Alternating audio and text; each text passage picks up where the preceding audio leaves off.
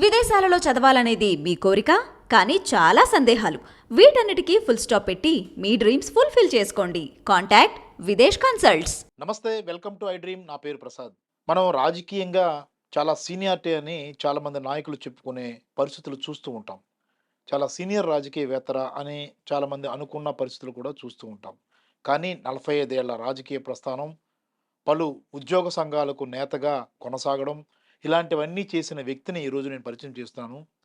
ఆయన రాజకీయాలుగా ఎదురుదెబ్బలు తిన్నారు. రాజకీయ నాయకుల వైఖరేంటో స్వయంగా తెలుసుకున్నారు. అలాగే రాజకీయాల్లో పరిణితి ఏంటన్న విషయాన్ని కూడా స్వయంగా గమనించారు.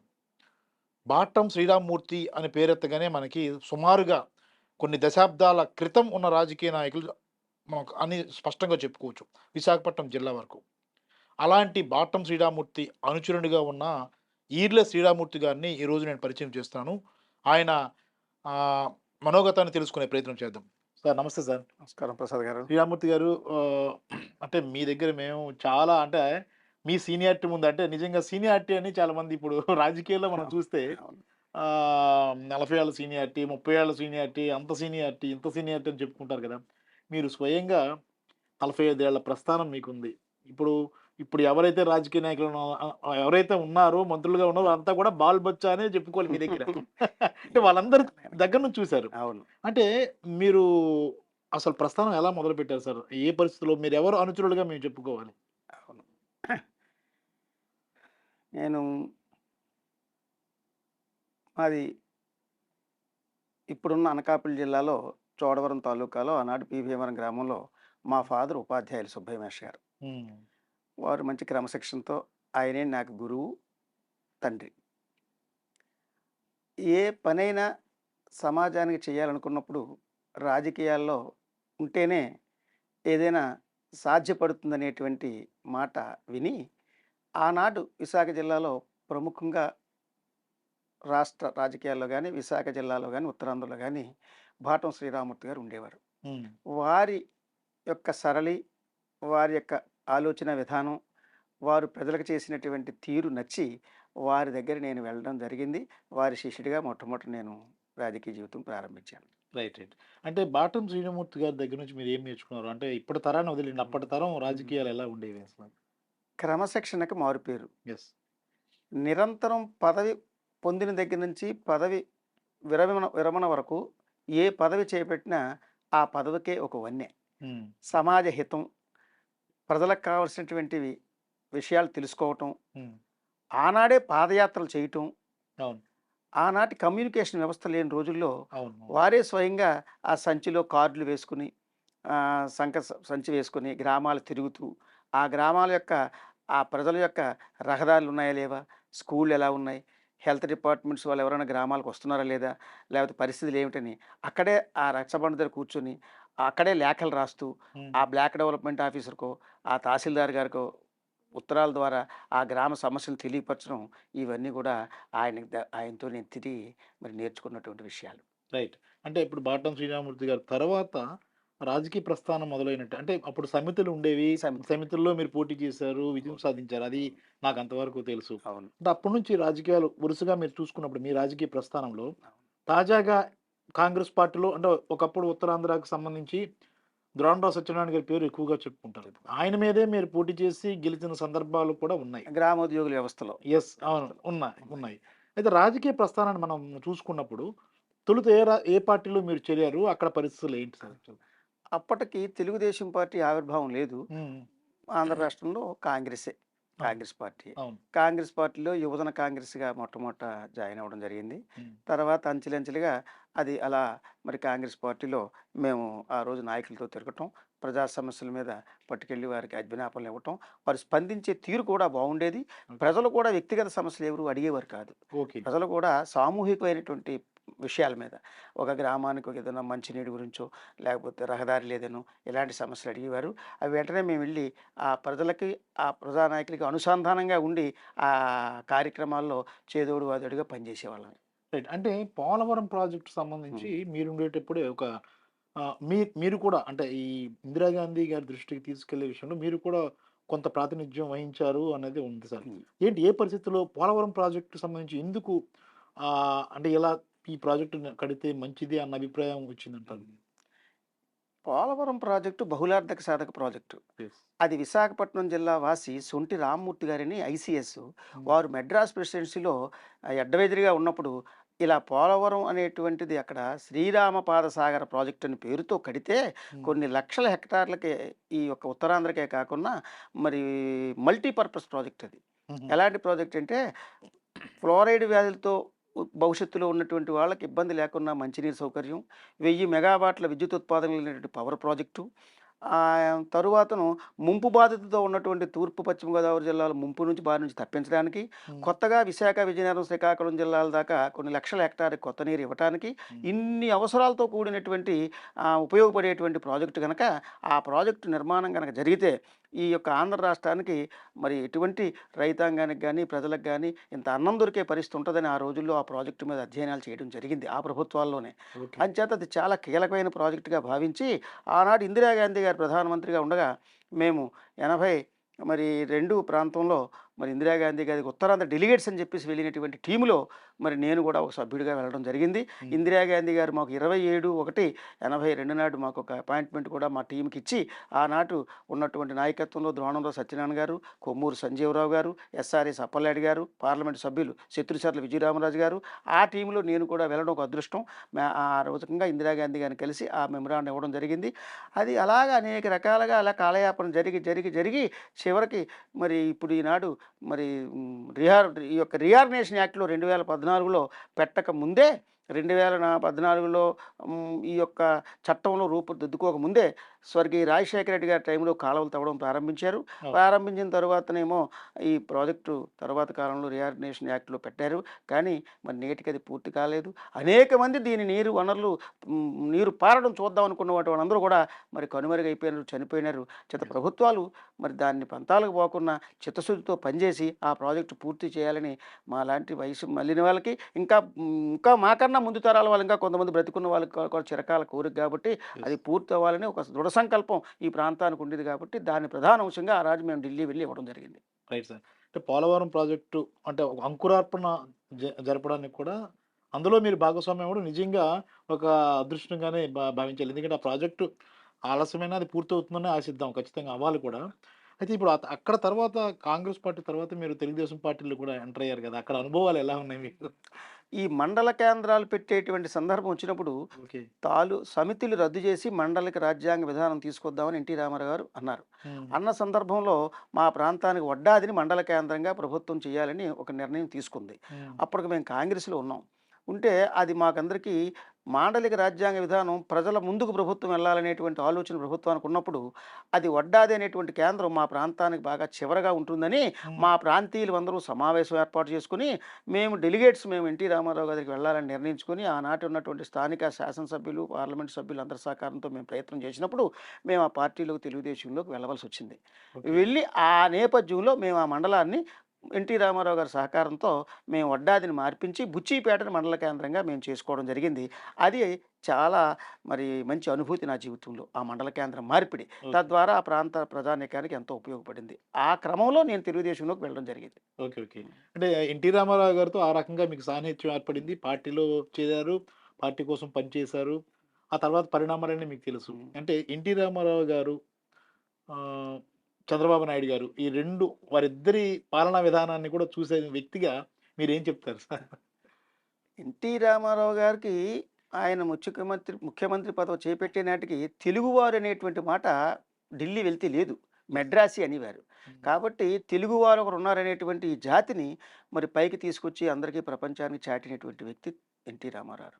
అంతేకాదు ఖాళీ కడుపుకింత అన్నం పెట్టాలని ₹2 కిలో బియ్యం, చీరా దోవతి, చీరా దోవతి, తర్వాత పక్కా ఇళ్ళ నిర్మాణం అని ఈ 3 నినాదాలతో వచ్చారు. ఆయన నిజంగా మరి చక్కని పరిపాలన ఆయన అందించారు. రాజకీయాల్లో మరి అనేక మార్పులు అవన్నీ జరిగినాయి. అవును. కానీ ఆయన ఇప్పటికీ మర్చిపోలేనటువంటి ముఖ్యమంత్రుల్లో ఆంధ్ర రాష్ట్రంలో మరి ఎన్టీ రామారావు గారిని చిరస్మరణీయుడు. యెస్. ఒక విప్లవాత్మకమైన మార్పులు మార్పులు తీసుకొచ్చే తీసుకొచ్చినటువంటి ఆలోచన విధానాన్ని అమలు చేశాడు. అమలు చేశాడు. Yes sir. చేశాడు. అయితే ఇంకోటి ఇప్పుడు చంద్రబాబు నాయుడు గారు పాలన కూడా చూసారు కదా సార్. హ్మ్. అంటే ఆయన ఆలోచన విధానం ఎలా ఉంటుంది? చంద్రబాబు నాయుడు గారు బెస్ట్ సీఈఓ. ఆయన ముఖ్యమంత్రి అనే కన్నా నేను సీఈఓ అంటాను. ఎందుకంటే ఆయన అడ్మినిస్ట్రేషన్‌గా అలా చేస్తాడు తప్ప ప్రజల మన్ననలో విశ్వసనీయత ఆ శాతంలో ఆయన సంపాదించలేకపోయినారు. దానికి కారణాలు ఏమిటంటే, మరి ఆయన విశ్వసనీయతను మరి ఆయన వచ్చినటువంటి ముఖ్యమంత్రిగా వచ్చిన విధానం లో లోపం ఉందనో, లేదు ఆయన ఏదో వాడుకొని వదిలేస్తారనేటువంటి ఒక నినాదం ప్రజల్లో ఎందుకో బలంగా చేరడం వలనో, ఏది ఏమైనప్పటికీ కూడా విశ్వసనీయత విషయానికి వచ్చేసరికి అంత విశ్వసనీయత ఆయన సంపాదించలేకపోయినారు. పెద్దగా కక్ష సాధింపు చర్యలేవి ఆయన దగ్గర ఉండేవి కావు. అవును. డెవలప్‌మెంట్ మీదే ఆయన ఆలోచన ఉండేది. కానీ రాజకీయాల్లో విశ్వసనీయత ముఖ్యం. యెస్. ఆ విశ్వసనీయత కొంత ఆయన దగ్గర కొరవడిందని నా వ్యక్తిగతమైనటువంటి అభిప్రాయం. యెస్. మీకు ఎదురైన అనుభవాలు ఏంటంటే మీరు మీరు చాలా సీనియర్ వ్యక్తిగా హ్మ్. ఆహ్, అలాగే అనుభవం ఉన్న వ్యక్తిగా హ్మ్. అటు రాజకీయ రంగంలోనూ, ఇటు పాలనా రంగం. పాలనా రంగం అంటే అదే తెలుసు. ఉద్యోగ సంఘాల అవును. నేతగా కూడా. అవును. ఇంత అనుభవం ఉన్న వ్యక్తిగా మీకు పదవులు దగ్గరకు వచ్చి చేజారిన హ్మ్. పరిస్థితులు ఏమైనా ఉన్నాయా సార్? చాలా ఉన్నాయండి. చాలా ఉన్నాయి. ఓ సందర్భంలో కర్షక పరిషత్ మొట్టమొదట అన్నారు. అవునవును. అది కూడా మరి ఆఖరి క్షణంలో నామినేషన్ వేసినప్పుడు హైకోర్టు దీనివల్ల ఆగింది. అది రకంగా అయింది. హ్మ్. తర్వాత మండల స్థాయిలో కూడా సమితి ప్రెసిడెంట్ మండల ఉపాధ్యక్షుడిగా అన్ని తర్వాత ఆఖరి క్షణంలో కుల సమీకరణలో మాటిచ్చే తప్పు చేశారు. హ్మ్. అదేవిధంగా ఓసారి ఎమ్మెల్సీ విషయంలో కూడా అదే పరిస్థితి జరిగింది. తరువాతను మరి ఒక పర్యాయం నాకు ప్రజారాజ్యంలో పార్టీలో టిక్కెట్‌కి నేను ఇక్కడ చాలా నాకు అన్యాయం జరిగిందని, అనేక సందర్భాల్లో మాటిచ్చి కూడా తప్పారని, ఆనాడు ఉన్నటువంటి మా స్థానిక శాసనసభ్యుడు అక్కడ ఉన్నటువంటి గంటా శ్రీనివాసరావు గారు అనకాపల్లిలో ఉండేవారు. ఆయన సహకారంతో నేను ప్రజారాజ్యం పార్టీలోకి వెళ్ళటం, టికెట్ నాకు ఇవ్వటం, నేను ఉద్యోగానికి రాజీనామా వారు చేయమనడం, చేయటం. తర్వాత నేను ఆ రోజుకే రాష్ట్ర అధ్యక్షుడిగా గ్రామ రెవెన్యూ అధికారుల సంఘానికి ఉండేవాడిని. అది కూడా రాజీనామా చేశాను. హ్మ్. ఎంతోమంది నన్ను వారించారు. ఇది కరెక్ట్ కాదు అని. అయినప్పటికీ మరి నేను ఇంకా ప్రజాసేవ చేయడానికి ఒకసారైనా రాజకీయాల్లోకి డైరెక్ట్‌గా వెళ్ళాలి చట్టసభల్లోకి అనేటువంటి కోరిక వలన అవును. నేను రాజీనామా చేసి ఉద్యోగం వదులుకొని వెళ్ళడం. వారు నన్ను టికెట్ ఇచ్చి ఆఖరి క్షణంలో నాది మళ్ళీ వెనక్కి తీసుకున్న సందర్భం కూడా ఉంది. అది ఏమిటంటే ఏదో కుల సమీకరణలో ఆయన మీదకొచ్చినటువంటి గంటా గారి మీద వచ్చిన ఒత్తిడి వల్ల నా టికెట్ ఆయన మార్చారనేటువంటిది ఆ తర్వాత కాలంలో తెలిసింది. ఏదేమైనా భగవంతుని ముందు షరతులు పనికిరావు.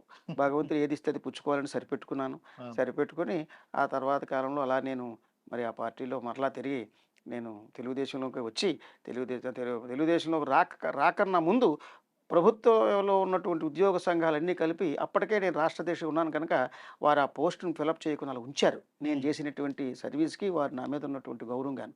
తిరిగి మళ్ళీ నేను ఉద్యోగం సంపాదించి ఆనాటి ఉన్నటువంటి ముఖ్యమంత్రి రాజశేఖర రెడ్డి గారు నేనెళ్ళి స్వయంగా కలిస్తే, "ఎందుకు ఇలా చేశావు?" అని చెప్పేసి వారని మా పార్టీలోకి నా దగ్గరికి వచ్చేసి అని వారు నన్ను కోరారు. ఎందువల్లంటే వారు మొట్టమొదటి పీసీసీ ప్రెసిడెంట్‌గా రాజశేఖర రెడ్డి గారు ఉన్నప్పుడు నేను జిల్లాలో యువజన కాంగ్రెస్ లీడర్‌గా ఉండేవాడిని. ఓకే. ఆయనతో నాకు అప్పటి నుంచి సన్నిహిత సంబంధం ఉంది గనుక ఆయన నన్ను చాలా హక్కున చేర్చుకొని నన్ను పార్టీలోకి ఆహ్వానించారు. ఎందుకో రాజకీయాల మీద కొద్దిగా అప్పుడు నాకు మనసు పాడై నేను వెళ్ళాలని అనుకోలేదు. అనుకోకుండా తిరిగి నా ఉద్యోగం ఇవ్వండి సార్ నేను ఉద్యోగ సంఘాలు నడుపుకుంటానంటే, సరే నీ ఇష్టమని ఆయన పెద్ద మనసుతో తిరిగి నాకు తిరిగి రీఇన్‌స్టేట్ చేశారు. చేసిన తర్వాత నేను మళ్ళీ ఉద్యోగ సంఘాలకు రాష్ట్ర ప్రెసిడెంట్ అవ్వటం. అలా అంచెలంచెలుగా 2018లో నేను వాలంటరీ రిటైర్మెంట్ తీసుకునే వరకు నేనే ఈ రాష్ట్రానికి కంబైన్డ్ స్టేట్‌కి విలేజ్ అడ్మినిస్ట్రేటివ్ ఆఫీసర్‌లుగా చేశాను. హ్మ్. విలేజ్ రెవెన్యూ ఆఫీసర్‌లకు ఫౌండర్ ప్రెసిడెంట్ చేశాను. పంచాయతీ సెక్రటరీస్ ఫెడరేషన్‌కి రాష్ట్రానికి ఫౌండర్ ప్రెసిడెంట్ చేశాను. అలా మొత్తం కంబైన్డ్ స్టేట్‌లో సుమారు 30 ఏళ్ళు పైమాట రాష్ట్ర స్థాయి ఉద్యోగ సంఘ నాయకుడిగా పనిచేశాను. Right sir. ఆ రకంగా. అంటే అంటే మీరు ఇంత సీనియర్ రాజకీయవేత్తగా ఒక 40 ఏళ్లుగా రాజకీయాన్ని చూసిన వ్యక్తిగా, అరే! రాజకీయం అంటే ఇదేనా? ఇలా ఉంటుందా? అన్న బాధపడిన పరిస్థితులు ఏమైనా వచ్చాయా సార్? అంటే జనరల్‌గానే మనం ఒక ప్రయత్నము, ఒక కోరిక ఈ పదవి మనం రావాలి, లేకపోతే ఈ పదవిలో మనం పోటీ చేయాలి. మనం ఈ పదవి ద్వారా 10 మందికి సాయం చేయాలి అన్న ఆలోచన ఖచ్చితంగా ఉంటుంది. ఎవరైనా రాజకీయ నాయకులు సహజంగా ఉంటుంది. కానీ దగ్గరకొచ్చి పదవులు చేజారిన పరిస్థితులు అలాంటివి ఎదురైనప్పుడు హ్మ్. రాజకీయ పరిస్థితులు మారుతున్నప్పుడు గతానికి ఇప్పటికి ఇంత తేడా వచ్చిందా అన్న పరిస్థితులు ఏమైనా బాధపడిన సందర్భాలున్నాయా సార్?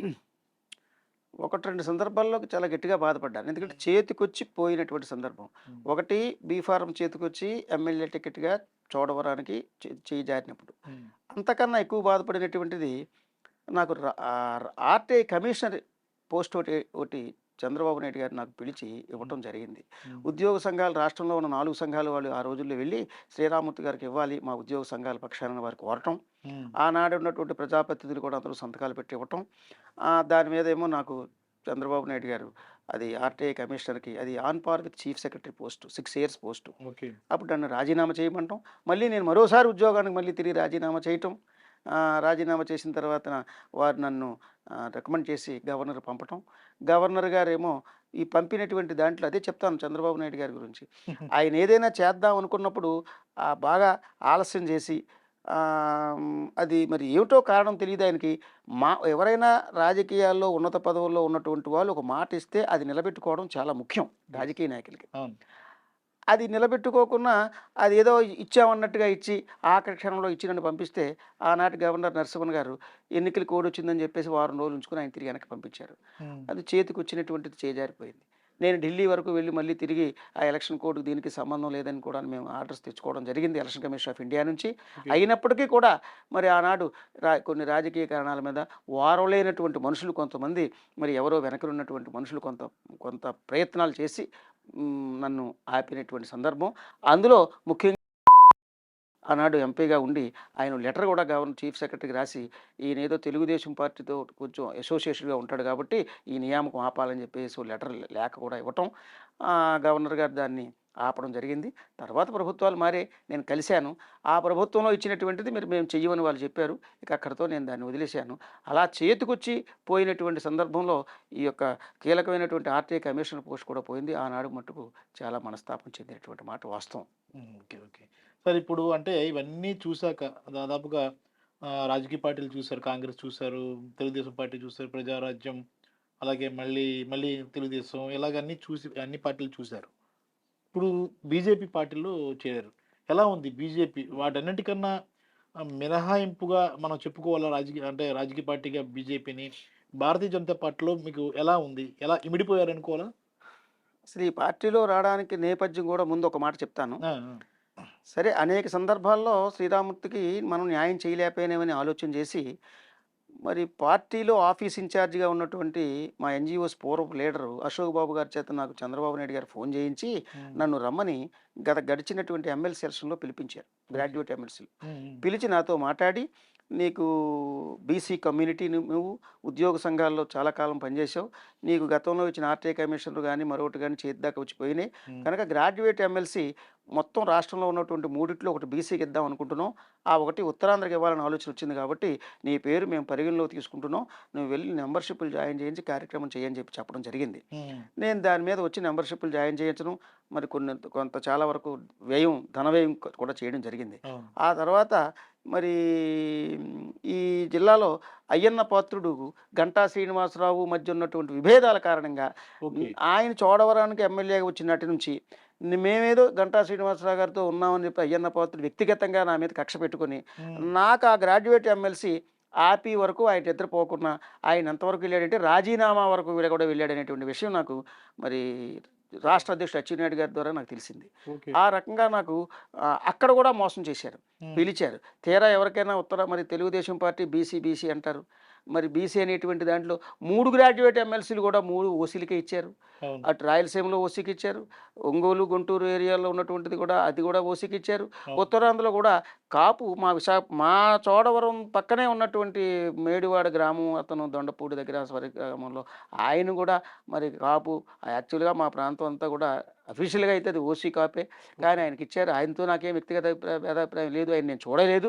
కానీ మరి ఆ రకంగా కూడా ఇస్తానని కూడా ఆఖరి క్షణంలో మళ్ళీ ఆయన కూడా దాన్ని చేస్తే అప్పుడు మనస్తాపం చెంది నేను మీటింగ్ పెట్టి నా వెల్విషర్లతో ఇక్కడ సరైనటువంటి న్యాయం జరగలేదని అప్పుడు ఆ విధంగా ఆలోచించి నా వెల్విషర్లు అందరూ చెప్పిన దాని మీద మరి ఒక నిబద్ధత కలిగినటువంటి పార్టీ, ఒక రామకృష్ణ అనేటువంటి పార్టీ, తర్వాత వాజ్పేయి నుంచి కూడా అనేక రకాలుగా చేసిన పార్టీ కేంద్రంలో ఉంది. ఈ రాష్ట్ర అభివృద్ధికి మరి కూడా కొంత ఉపయోగపడతావు, మీలాంటి వాళ్ళు అధ్యయనం చేసే మనుషులు, కొంచెం ఆలోచన ఉన్నటువంటి మనుషులు ఈ పార్టీ సూట్ అవుతారని చెప్పేసి కొంతమంది వెలవిషలు చెప్పిన మీదట మరి నేను ఈ పార్టీలోకి రావడం జరిగింది. ఆ పార్టీలో జాయిన్ అయినాను. రైట్. అంటే పదవులు ఏమన్నా తీసుకున్నారు సార్? ఏ పదవులు ఇప్పుడు ఉన్నాయి? నేను జాయిన్ అయినంటే మేము ఎటువంటి పదవులు నేను కండిషనల్గా నేనేమి వెళ్ళలేదు. అన్కండిషనల్గానే నన్ను వారు ఆనాటి పెద్దలు సోము వీర్రాజు గారు, తర్వాతను ఆనాటి ఎమ్మెల్సీగా కంటెస్ట్ చేస్తున్నప్పుడు మాధవ్ గారు వీరంతా కూడా నన్ను కోరడం జరిగింది. దాని మీద నేను వెంటనే అంగీకరించి నేను వెళ్ళిన తర్వాత అప్పటికి నేను మనస్తాపం చెంది ఉన్న కారణంలో ఇండిపెండెంట్‌గా ఎమ్మెల్సీగా వేసున్నాను. ఇండిపెండెంట్‌గా ఎమ్మెల్సీగా వేసుండి ఉత్తరాంధ్ర అంతా సుడిగాలి పర్యటన చేశాను. ఉద్యోగ సంఘాల్లో కూడా మంచి అభిమానం కలిగింది. అందరూ చేస్తారని చెప్పి విరాళాలు కూడా పోగేసి నాకు కూడా కొంతవరకు నాకు చేయడానికి సిద్ధం పడినటువంటి సందర్భంలో ఇండిపెండెంట్‌గా నెగ్గడం కష్టమవుతుందేమో ఒకసారి ఆలోచన చేయని అన్నప్పుడు ఈ వార్తలు పత్రికాముఖంగా తెలుసుకొని భారతీయ జనతా పార్టీ వారు నా దగ్గరికి నన్ను ఓకే. రావటం, నా విషయాలన్నీ కూడా వారికి పూర్వమే తెలుసు కాబట్టి నన్ను వారు కోరటం, నేను కూడా అప్పుడు నా వెల్‌విషర్స్‌తో మీటింగ్ పెట్టుకొని భారతీయ జనతా పార్టీ రావడం, వారు వెంటనే వెళ్ళిన వెంటనే నాకు స్టేట్ ఎగ్జిక్యూటివ్ కమిటీ మెంబర్‌గా, రాష్ట్ర కార్యవర్గ సభ్యుడిగా ఇచ్చారు. మరి తర్వాత కాలంలో పురంధేశ్వరి గారు వచ్చిన తర్వాత వారు కూడా నన్ను అధికార ప్రతినిధి మీడియా ప్యానలిస్ట్‌గా కూడా ఇవ్వడం జరిగింది. ఆ రకంగా 2 రాష్ట్ర స్థాయి పదవులు నాకిచ్చి గౌరవించారు. గౌరవించి గౌరవంగానే నేను ఆ పార్టీలో గౌరవ మర్యాదకి ఎక్కడా లోటు లేదు. నాకున్నటువంటి సుదీర్ఘమైనటువంటి 45 ఏళ్ల అనుభవాన్ని దృష్టిలో పెట్టుకొని అవును. ఉత్తరాంధ్ర సమస్యల మీద నాకున్నటువంటిది ప్రత్యేకించి విశాఖపట్నం, అనకాపల్లి, పాడేరు జిల్లాలకు సంబంధించినటువంటి ప్రతి అంశం మీద నాకు అధ్యయనం చేసిన మనిషిగా నేను రాష్ట్ర పార్టీ వారికి తెలియచేయటం, కేంద్ర మంత్రులు ఎవరొచ్చినప్పటికీ వారిని కలవటం, ఆ సమస్యలు తీసుకెళ్ళి వారి దృష్టిలో పెట్టడం, నేను నా వంతు సహాయంగా నేను ఈ ప్రాంత సమాజానికి సేవ చేస్తున్నాను. సరే. ఇప్పుడు అంటే మీకు చేజారిన పదవులు అన్నీ ఉన్నాయి. పోటీ చేస్తామన్న ఆసక్తి ఉన్నప్పుడు కూడా ఆ అవకాశం రాలేకపోయిన పరిస్థితులు ఉన్నాయి కాబట్టి, మీరు బీజేపీ నుంచి పోటీ చేసే పరిస్థితులు ఏమన్నా ఉన్నాయా భవిష్యత్తులో ఈ ఎన్నికల్లో?